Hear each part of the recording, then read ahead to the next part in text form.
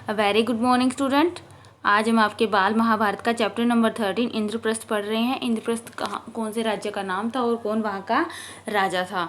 हमने last chapter में पढ़ा था कि द्रौपदी की शादी अर्जुन के साथ हो गई थी और राजा द्रुपद जो द्रौपदी के पिता थे वो अर्जुन को अपनी बेटी के पति के रूप में पाकर काफ़ी खुश हुए। अब हम आगे का चैप्टर रीड कर लेते हैं।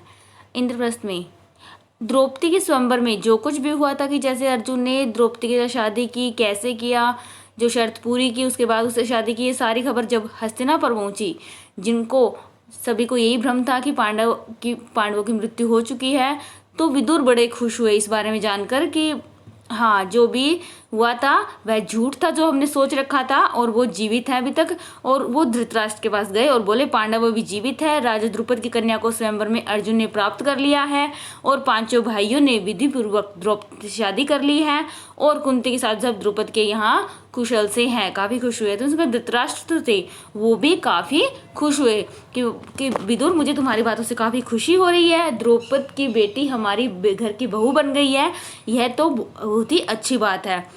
लेकिन जब दुर्योधन को मालूम हुआ कि पांडव जो लाख के घर से भी जो भीषण आग से किसी तरह बचकर निकल गए और 1 वर्ष से कहीं न कहीं छिपे रह रहे थे, जब पराक्रमी पांचाल राज की कन्या से ब्याह भी कर लिया, इतना जब उसको पता लग गया और यह भी मालूम हो गया था कि जब उसने शादी कर ली है राजा द्रुपद की कन्या से तो और भी अधिक शक्तिशाली हो गए हैं, क्योंकि एक राजा की शक्ति उनके पास आ गई है एक तरह से। तो उसके मन में जो ईर्ष्या की आग थी ना वो और अधिक प्रबल हो गई, यानी तेज हो गई। जो वैर था जो पांडवों के प्रति वो फिर से जा गया। उसने दुर्योधन और दुशासन ने शकुनी को अपना दुखड़ा सुनाया कि मामा अब क्या करें, अब तो द्रुपद कुमार धृष्टद्युम्न और शिखंडी भी उनके साथी बन गए हैं, क्योंकि वो द्रुपद के साथ थे, धृष्टद्युम्न और शिखंडी भी। उसके बाद कर्ण और दुर्योधन धृतराष्ट्र के पास गए और एकांत में उनसे दुर्योधन ने कहा पिताजी जल्दी सी कोई ऐसा उपाय बताए जिससे हम निश्चिंत हो सके पांडवों के प्रति, क्योंकि हमें डर बना रहेगा कि पांडव कहीं हम पर राज्य न कर ले। धृतराष्ट्र ने कहा बेटा तुम बिल्कुल ठीक है, तो तुम्हें बताओ अब क्या करना चाहिए। दुर्योधन ने कहा हमें ऐसा कोई उपाय करना चाहिए जिससे पांडव यहाँ आए नहीं, क्योंकि वे इधर आएंगे तो जरूर राज्य पर भी अपना अधिकार जमाना ही चाहेंगे। तो इस पर कर्ण को हंसी आ गई। अंग नरेश कर्ण थे, उनको जो दुर्योधन की बात थी उस पर हंसी आ गई। दुर्योधन वो बोले 1 साल बाहर रहने और दुनिया देख लेने से उनको काफी अनुभव हो गया है, वो शक्ति संपन्न राजा के यहाँ है और तुम्हारा जो वैर भाव है उनसे अब छिपा नहीं है, इसलिए अब छल प्रपंच कोई भी ना करो, आपस में कोई भी चाल नहीं चलो, क्योंकि आपस में उनमें फूट डालकर अब हराना बिल्कुल भी संभव नहीं होगा, क्योंकि वो तुम्हारे विचार जान चुके हैं।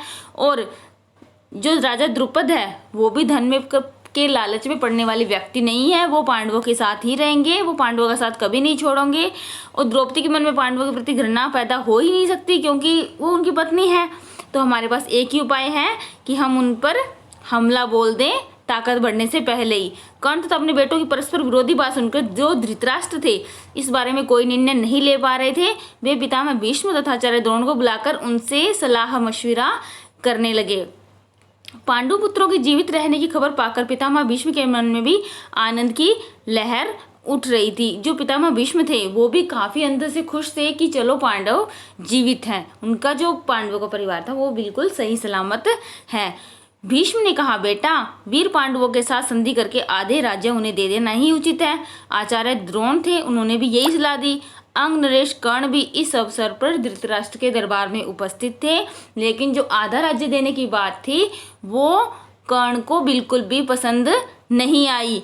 वो दुर्योधन से अपार स्नेह करते थे, आपस में प्यार करते थे ज़्यादा ही उनसे, और द्रोणाचार्य ने जो उनको सलाह दी कि आधा राज्य उन्हें दे दो, तो इस बात पर कर्ण को काफी गुस्सा आया और वो धृतराष्ट्र से बोले राजन मुझे देखकर बड़ा आश्चर्य हो रहा है कि आचार्य द्रोण भी ऐसी कुमंत्रणा देते हैं, कि ऐसे सलाह देते हैं, ऐसी बुरी सलाह देते हैं। शासकों का कर्तव्य है कि मंत्रणा देने वालों की नीयत को पहले परखें, यानी वो कहना चाहते हैं कि जो आचार्य द्रोण है उनकी नीयत में कोई खोट है जब वो ऐसी हमें सलाह दे रहे हैं। हमें इनकी मंत्रणा पर जो उनको विचार सलाह दी है उस पर हमें ध्यान देना नहीं चाहिए।